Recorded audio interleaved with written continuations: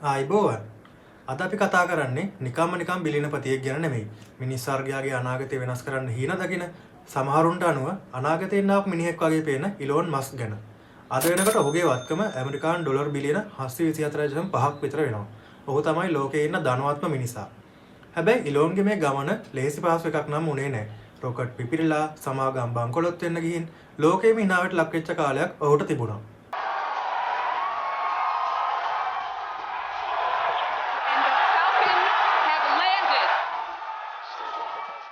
එක්දහස් 971 ජූනි 28 දකුණු අප්‍රිකාවේ තමයි ඉලෝන් රියව් මස්ක් උපත ලබන්නේ.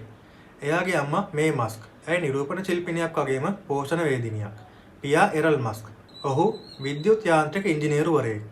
ඒ වගේම ගුවන් නියමුවෙක්. ඉලෝන්ට වයස අවුරුදු 8ක් විතර වෙනකොට එයාගේ අම්මයි තාත්තයි වෙන් වුණා. ඊට පස්සේ ඉලෝන් හැදී වැඩුණේ එයාගේ තාත්තා එක්ක. ඉලෝන් පස්සේ කාලෙක කිව්වා එයාගේ තාත්තා එක්ක ජීවත් වුණු කාලය හරිම පීඩාකාරී කියලා. පාසලේදී ඉලෝන් කියන්නේ හරිම නිහඬ, නිතරම පොත් කියවන ළමයෙක්. මේ නිසාම අනිත් ළමයි ඔහුව විහිළුවට ගත්තා. හිරිහැර කළා. එක දවසක් පාසල් සිසුන් පිරිසක් ඉලෝන්ට කොච්චර දරුණු විදිහට ගැහුවද කියනවා නම් ඔහුව පඩිපෙළකින් පහළට තල්ලු කරලා සිහි නැති වෙනකම පහර දීලා තිබුණා. ඔහුව රෝවල් ගත කරන්න සිද්ධ වුණා. ඉලෝන් පොඩි කාලේ ඉඳලම ටිකක් අමුතු ළමයෙක්. ඔහු වයස 12 දී බ්ලාස්ටර් කියන වීඩියෝ ගේම් එක හදලා ඩොලර් 500කට විකුණනවා. ඉලෝන්ට ඕනුනේ දකුණු අප්‍රිකාවෙන් පිට වෙන්න. එකක් ඒ තිබුණ හමුදා සේවයට ඔහු අකමැති වුණා. අනික ඔහු දැනගෙන හිටියා තාක්ෂණයෙන් ලෝකෙ දිනන්න නම් ඇමරිකාවට යන්න ඕනේ කියලා. අම්මා කැනේඩියානු ජාතියෙක් වුණු නිසා ඔහු මුලින්ම කැනඩාවට ගියා. කැනඩාවේ ක්වීන්ස් යුනිවර්සිටි එකට ඇතුළත් වුණු ඔහු ඉන්පස්සේ ඇමරිකාවේ පෙන්සිල්වේනියා යුනිවර්සිටි එකට ඇතුළත් වෙනවා. එතනදී ඔහු Bachelor of Arts in Physics සහ Bachelor of Science in Economics කියන උපාධි දෙකම ලබා ගන්නවා. ඇත්තටම භෞතික විද්‍යාව සහ ආර්ථික විද්‍යාව කියන මේ විෂයන් දෙකේ සංකලනය තමයි පස්සේ කාලෙක ඔහුගේ ව්‍යාපාරවල පදනම වුණේ.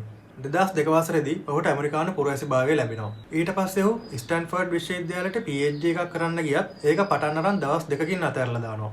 මොකද ඔහු දැක්ක ඉන්ටර්නෙට් එක හරහා ලෝකය වෙනස් කරන්න පුළුවන් ලොකු අවස්ථාවක් තියෙනවා කියලා. ඉලෝන් තමන්ගේ සහෝදරයෙක් එක්ක එකතු වෙලා 1995 දී SIP2 කියන සමාගම පටන් ගත්තා. සරලම කිව්වොත් මේක ඒ කාලේ හැටියට ඔන්ලයින් සිටි ගයිඩ් එකක්. අද කාලේ අපි Google Map පාවිච්චි කරනවා වගේ ඒ කාලේ මිනිස්සුන්ට පත්තරේ බලන්නේ නැතුව ඉන්ටර්නෙට් එකෙන් නගරයක විස්තර හොයාගන්න මේක උදව් වුණා. මේක කොච්චර සාර්ථක වුණාද කියනවා නම් ලෝක ප්‍රකට නිව්යෝර්ක් ටයිම්ස් සහ චිකාගෝ ට්‍රිබියුන් වගේ පත්තර ආයතන පවා ඔවුන්ගේ වෙබ් අඩවිවලට විස්තර ගන්න SIP2 පාවිච්චි කළා. ඉතින් 1999 අවුරුද්දේදී කම්පැක්ට් කම්පියුටර් කියන සමාගම SIP2 එක මිලදී ගන්නවා. ඒ මිලහල වල පුදුම වෙයි. ඩොලර් මිලියන 307ක මුදලකුයි තවත් ඩොලර් මිලියන 34ක කොටස් වටිනාකමකුයි ලෝන්ට ලබා දෙනවා. ඔහු ඒ සල්ලි ආයෝජනය කරලා x.com කියලා අලුත් සමාගමක් පටන් ගන්නවා. මේක අද කාලේ තියෙන ඔන්ලයින් බැංකින් වලට පදනම වුණා කිව්වොත් නිවැරදියි. ඊට පස්සේ 2000 අවුරුද්දේදී මේ x.com එක ප්‍රකට ව්‍යාපාරික පීටර් තියල්ගේ සමාගමක් එක්ක එකතු වෙනවා. හැබැයි මෙතනදී ඉලෝන්ට පොඩි කරදරයකට මුහුණ දෙන්න වෙනවා. ඔහු ටික කාලයක් මේ අලුත් සමාගමේ CEO විදිහට වැඩ කළත් පස්සේ අතුරු මතභේද නිසා ඔහු ඒ තනතුරෙන් අයින් කරනවා. ඊට පස්සේ පීටර් තියල් තමයි නායකත්වය අරගෙන මේ සමාගමට PayPal කියලා අලුත් නම තිබ්බේ. 2002 දී eBay සමාගම PayPal එක ඩොලර් බිලියන 1.5කට මිලදී ගන්නවා. මෙතනදී ඉලෝන්ට ඩොලර් මිලියන 165ක් ලැබෙනවා. ඔහු ඒ සල්ලි ඔක්කොම තමන්ගේ පිස්සු හීන වෙනුවෙන් ආයෝජනය කරනවා. ඒ සල්ලි තමයි එයා SpaceX සහ Tesla වගේ ලෝකයේ හොල්ලන ව්‍යාපාරවලට පාවිච්චි කළේ. දැන් අපි කතා කරමු ඉලෝන් මස්ක්ගේ ජීවිතයේ හැරවුම් ලක්ෂ්‍ය වුණ SpaceX ගැන. 2002 අවුරුද්දේදී ඉලෝන් තමන්ගේ තුන්වෙනි සමාගම විදිහට SpaceX ආරම්භ කරනවා. එයාගේ එකම අරමුණ උනේ වාණිජ පදනම මත අභ්‍යවකාශ යානා හදලා කවදා හරි මිනිස්සුන්ව අඟහරු ලෝකෙට යවන එක. මේ වෙනුවෙන් රොකට් එකක් ගන්න ඉලෝන් මුලින්ම ගියේ රුසියාවට. රුසියාව ඉලෝන්ට රොකට් ලබා දීම ප්‍රතික්ෂේප කරනවා. ඒ වුණත් ඔහු වැඩේ අතහැරියේ නැහැ. එයා තීරණය කළා කාගෙන්වත් රොකට් ගන්න නැහැ. මමම රොකට් හදනවා කියලා. හැබැයි ආරම්භයේ හරිම කටුකයි. SpaceX එකෙන් හදපු පළමු රොකට් තුනම අසාර්ථක වෙලා අහසට යද්දීම පුපුරලා විනාශ වුණා. ඒ වෙලාවේ ඉලෝන්ගේ සල්ලි ඔක්කොම වගේ ඉවර වෙලායි තිබුණේ. හතරවෙනි රොකට් එකත් අසාර්ථක වුණා නම් SpaceX කියලා සමාගමක් අද වෙනකොට ලෝකේ නැහැ. වාසනාවකට 2008 දී කරපු හතරවෙනි උත්සාහය සාර්ථක වුණා. ඒත් එක්කම NASA ආයතනය තීරණය කරනවා ඔවුන්ගේ අභ්‍යවකාශ ෂටල් වෙනුවට ජාත්‍යන්තර අභ්‍යවකාශ මධ්‍යස්ථානයට බඩු බාහිර ආදිය ගෙනෙන කොන්ත්‍රාත්තුව SpaceX එකට දෙන්න. ඉලෝන් තදින්ම විශ්වාස කළා රොකට් කියන්නේ එකපාරක් පාවිච්චි කරලා විසිකරන දෙයක් නොවිය යුතුයි කියන එක. ගුවන් යානයක් වගේ නැවත නැවත පාවිච්චි කළ හැකි රොකට් හැදුවොත් අභ්‍යවකාශ ගමනට යන පිරිවැය ගොඩක් අඩු කරගන්න පුළුවන් කියලා ඔහු විශ්වාස කළා. ඔවුන්ගේ Falcon 9 රොකට් එක තමයි ලෝකයේ පළමු වතාවට 10 වතාවකට වඩා නැවත පාවිච්චි කරන්න පුළුවන් විදිහට හදපු රොකට් එක. මෑතකදී වුන් තවත් විස්මිත වැඩක් කළා. ඒ තමයි රොකට් එකක් උඩට යවලා ඒකේ බූස්ටරේ ආපහු ලස්සනට පොළොවට ගොඩ බැස්සවීම. 2012 මැයි 22 තවත් යිතිහාසික දවසක් වුණා. SpaceX එකේ මිනිසුන් රහිත ඩ්‍රැගන් කැප්සියුලය සහිත Falcon 9 රොකට් එක සාර්ථකව ජාත්‍යන්තර අභ්‍යවකාශ මධ්‍යස්ථානය වෙත කිලෝග්‍රෑම් 450 විතර සැපයුම් අරන් ගියා. පෞද්ගලික සමාගමක් අභ්‍යවකාශ මධ්‍යස්ථානයකට යානයක් යවපු පළමු අවස්ථාව තමයි ඒක. එතෙන් ඉඳන් SpaceX එක අභ්‍යවකාශ මධ්‍යස්ථානයට බඩු බෙදා හැරීම් 20කට වඩා කරලා තියෙනවා. ඒ වගේම අපේ සංවේදන පද්ධති වලට බලපාන සූර්ය විමෝචන නිරීක්ෂණය කරන චන්ද්‍රිකා සහ ලෝකයටම ඉන්ටර්නෙට් දෙන Starlink චන්ද්‍රිකා දහස් ගණනක් කක්ෂගත කරන්නත් ඔවුන් සමත් වුණා. තවත් සුවිශේෂී සන්ධිස්ථානයක් වුණේ 2020 මැයි 30 වෙනිදා. එදා SpaceX Dragon Crew යානයෙන් NASA ගගනගාමීන් දෙදෙනෙක්ව අභ්‍යවකාශයට යවුවා. ඇමරිකානු භූමියෙන් පෞද්ගලික සමාගමක රොකට් එකකින් මිනිසුන් අභ්‍යවකාශයට යවපු පළවෙනි අවස්ථාව තමයි ඒක. NASA ආයතනයෙන් මේ ගැන කිව්වේ මේක හඳට සහ අඟහරුවට මිනිස්සු යන ගමනේ ඉතාම වැදගත් පියවරක් කියලා. ඉලෝන් එතනින් නැවතුනේ නැහැ. ඔහු එන්ජින් 3කින් සමන්විත Falcon Heavy රොකට් එක නිර්මාණය කළා. ඒකෙන් අතිවිශාල බරක් අභ්‍යවකාශයට ගෙනියන්න පුළුවන්. හැබැයි ඔහුගේ ලොකුම හේනිය තමයි 2016 ආරම්භ කරපු Starship ව්‍යාපෘතිය. මුලින් මේකට කිව්වේ BFR. එහෙම නැත්නම් Big Falcon Rocket කියලා. අද වෙනට මේ Starship එක සැලසුම් කරලා තියෙන්නේ ආවම වශයෙන් මිනිස්සු 100කට එකපාර ගමන් කරන්න පුළුවන් විදිහට. මේකේ Raptor engine 33ක් තියෙන දැවැන්ත super heavy booster එකක් තියෙනවා. 2023 ඉඳන් මේකේ පරීක්ෂණ ගමන් ආරම්භ කරලා තියෙන්නේ කවදා හරි මනුෂ්‍ය වර්ගයා අඟහරු ලෝකයේ පදිංචි කරවීමේ අරමුණ වෙනුවෙන්. ඉලෝන් මස්ක්ගේ තවත් ලෝකයේ හොල්ලපු ව්‍යාපෘතියක් තමයි Starlink. මේක SpaceX සමාගමේම අංශයක්. මේකේ අරමුණ තමයි සාමාන්‍යයෙන් ඉන්ටර්නෙට් පහසුකම් අඩු ගම්බද සහ දුෂ්කර ප්‍රදේශවලට අධිවේගී බ්‍රෝඩ්බෑන්ඩ් ඉන්ටර්නෙට් ලබා දෙන එක. සාමාන්‍යයෙන් ඉන්ටර්නෙට් වෙළඳපොළ සමාගම් එකක් දෙකක් පාලනය කරද්දී Starlink එක ඇවිත් ඒ ඒකාධිකාරය බෙදලා දාලා ලොකු තරංගකාරීත්වයක් ඇති කළා. මේ ගමන පටන් ගන්නේ 2018 අවුරුද්දේ ඇමරිකානු රජයෙන් අවසර ලැබුණට පස්සේ. 2019 මැයි මාසයේ තමයි පළමු චන්ද්‍රිකා 60 අභ්‍යවකාශයට යවුවේ. ඊට පස්සේ ඒ අවුරුද්දේම නොවැම්බර් මාසයේදී තවත් චන්ද්‍රිකා 60ක් යවුවා. 2024 ජූලි මාසයේ දත්වලට අනුව මුළු අහසේම තියෙන ක්‍රියාකාරී චන්ද්‍රිකා 10000කින් 160%ක්ම ඇති Starlink එකට. ඒ කියන්නේ අහසේ තියෙන චන්ද්‍රිකා වලින් භාගයකටත් වඩා වැඩි ප්‍රමාණයක් ඉලෝන් ගියවා. දැනටමත් චන්ද්‍රිකා 12000කට වඩා අහසට යවන්න සැලසුම් සකස් කරලා තියෙනවා. හැබැයි මේකේ පොඩි ප්‍රශ්නයක්ත් තියෙනවා. රාත්‍රී අහසේ මේ චන්ද්‍රිකා පේලියට දීප්තිමත්ව පේන නිසා අභ්‍යවකාශයේ තියෙන දුරස්ත වස්තුන් අධ්‍යයනය කරන්න අපහසු වෙනවා කියලා සමහර තාරකා විද්‍යාඥයෝ කනස්සල්ල පළ කරනවා. ඒ වුණත් පෘථිවියට Starlink එකකින් වෙන බලපෑම නම් හිතා ගන්න බැරි තරම්. 2024 මැයි මාසයේදී ඉලෝන් මස්ක් කිව්වා රටවල් 99ක මිලියන 3කට වඩා වැඩි පාරිභෝගිකයන් ප්‍රමාණයක් Starlink පාවිච්චි කරනවා කියලා. ඒ විතරක් නෙමෙයි. රුසියානු යුක්‍රේන යුද්ධය වෙලාවේ යුක්‍රේන හමුදාවට බුද්ධි තොරතුරු රැස් කරන්න, ඩ්‍රෝන් ප්‍රහාර එල්ල කරන්න මේ ඉන්ටර්නෙට් පද්ධතිය ලොකු උදව්වක් වුණා. තවත් විශේෂම දෙයක් තමයි ලංකාවටත් මේකේ වාසිය ලැබුණා. ඔයාලට මතක ඇති දිට්වා සුලිකුණාට වෙලාවේ අපේ රටේ සංවේදන පද්ධතිය අඩාල වුණු වෙලාවේ Starlink එකෙන් ලංකාවට මාසයක් යනකම් ෆ්‍රී ඉන්ටර්නෙට් ලබා දුන්නා. ඉතින් මේකෙන් පේනවා ඉලෝන් මස්ක් කියන්නේ නිකම්ම සල්ලි හම්බ කරන කෙනෙක් නෙමෙයි. ලෝකේ ඕනෑම හදිසි අවස්ථාවකදී තාක්ෂණයෙන් උදව් කරන්න පුළුවන් ලොකුම බලවතෙක් කියලා. දැන් අපි කතා කරමු ඉලෝන් මස්ක්ව ලෝකේ ධනවත්ම නිසා කරපු. ඒ වගේම ලෝකයේ මෝටර රථ කර්මාන්තය සම්පූර්ණයෙන්ම වෙනස් කරපු ටෙස්ලා සමාගම ගැන. 2003 අවුරුද්දේ තමයි මේක ආරම්භ වුණේ. ඉලෝන් මෙහි සමනිර්මාතෘවරයෙක් වගේම CEO සහ ප්‍රධාන නිෂ්පාදන සැලසුම් ශිල්පියා විදිහට වැඩ කරනවා. එයාගේ අරමුණුනේ හැමෝටම ගන්න පුළුවන් මිලකට විදුලි මෝටර රථ ලෝකයට හඳුන්වා දෙන එක.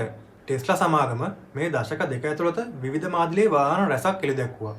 ඔවුන්ගේ පළමු සාර්ථකත්වය තමයි 2008 දී ආපු රෝඩ්ස්ටාර් ස්පෝර්ට් කාර් එක. මේකේ විශේෂත්වය තමයි ලිතියම් අයන් බැටරියක් පාවිච්චි කරලා එකපාරක් charge කළාම සැතපුම් 250ක් යන්න පුළුවන් වීම.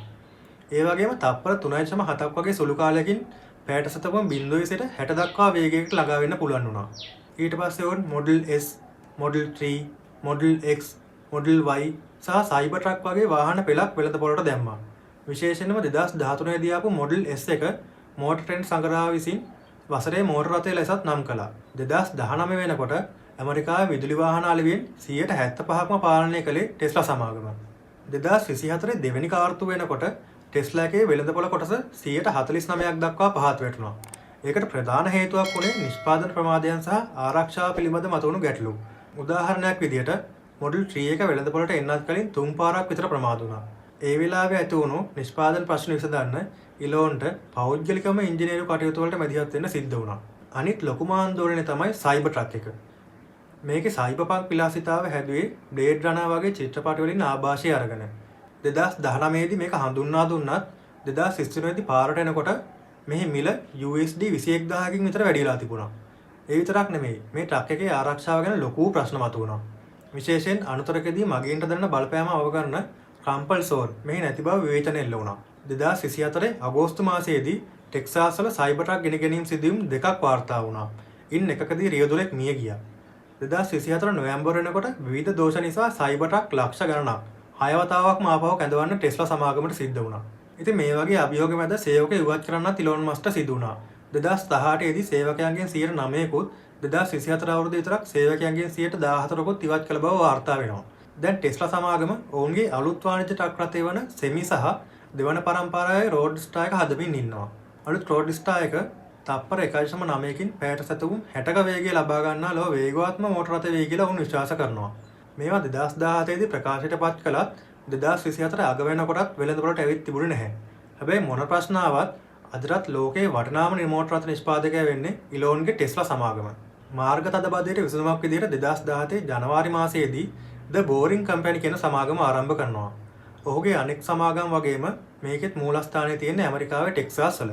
මේ ප්‍රධාන අරමුණ තමයි ඉතා අඩු පිරියයකින් ඉතා වේගයෙන් පොළොවට උමම් මාර්ග හදලා නගරවල තියෙන අධික රථවාහන තදබදය නැති කරන එක. ඉලෝන් මේක මුලින්ම පටන් ගත්තේ ලොස් ඇන්ජලිස් වල තියෙන SpaceX සයිටේ ඉඩමක පරීක්ෂණයක් විදිහට උමගක් හරලා. 2017 ඔක්තෝබර් මාසයේදී ඉලෝන් තමන්ගේ Instagram එකේ මේ උමගේ පළමු ඡායාරූපය පළ කළා. ඒ වෙලාවේ ඔහු කිව්වේ අඩි 500ක් විතර දිගට හරපු මේ උමග මාස 4ක් වගේ කාලයක් ඇතුළත සැතපුම් 2ක් විතර දික් කරන්න බලාපොරොත්තු වෙනවා කියලා. මේ සමාගමේ ලොකුම ජයග්‍රහණය ලැබුණේ 2019 මැයි මාසයේදී. ලාස් වේගාස් සම්මේලන මධ්‍යස්ථානයේ වටා මිනිසුන්ව පොළොව යටින් ප්‍රවාහනය කරන්න ලූප් පද්ධතියක් හදන්න ඔවුන්ට USD මිලියන 48.7ක කොන්ත්‍රාත්තුවක් ලැබුණා. මේ භූගත ලූප් පද්ධතිය 2021 අප්‍රේල් මාසයේදී නිල වශයෙන් විවෘත කළා. අද වෙනකොට ලාස් වේගාස් වලට එන අමුත්තන් මිලියන 1.5කට වඩා වැඩි ප්‍රමාණයක් මේ උමම් මාර්ග භාවිතා කරලා තියෙනවා. ඉතින් ඉලෝන් පෙන්වලා දුන්නා අහස ජය ගන්නවා වගේම පොළොව යටනුත් අපේ අනාගතය වෙනස් කරන්න පුළුවන් කියලා. 2017 දී ඉලෝන් තවත් සමාගමක් ආරම්භ කරනවා. ඒ තමයි නියුරලින්ක්. ඉලෝන්ට උනුනේ මිනිස් මොළය සහ මෘදුකාංග එකට එකතු කරන්න. මේ උපාංගය ඊටාම කුඩා චිප් එකක්. මේක අපේ හිස් කබලට සවි කළාම Bluetooth තරහා අපේ ස්මාර්ට්ෆෝන් එකට හරි කම්පියුටර් එකට හරි කෙලින්ම සම්බන්ධ වෙන්න පුළුවන්.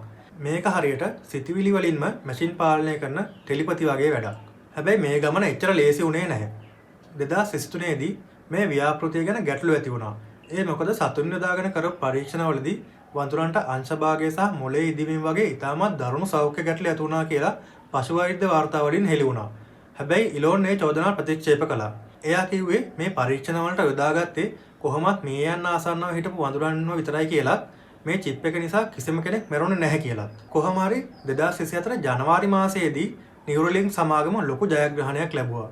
ඒ තමයි පළවෙනි වතාවට මිනිස් මොළයකට මේ චිප් එක සාර්ථකව බද්ධ කිරීම. ඉලෝන් කියන විදිහට එහි ප්‍රතිඵල ගොඩක් හොඳයි. ඉලෝන් කියන විදිහට මේ වෙද්දි මේ චිප් එක මොළයට සම්බන්ධ කරපු පුද්ගලයන් 12ක් විතර ලෝකේ ඉන්නවා.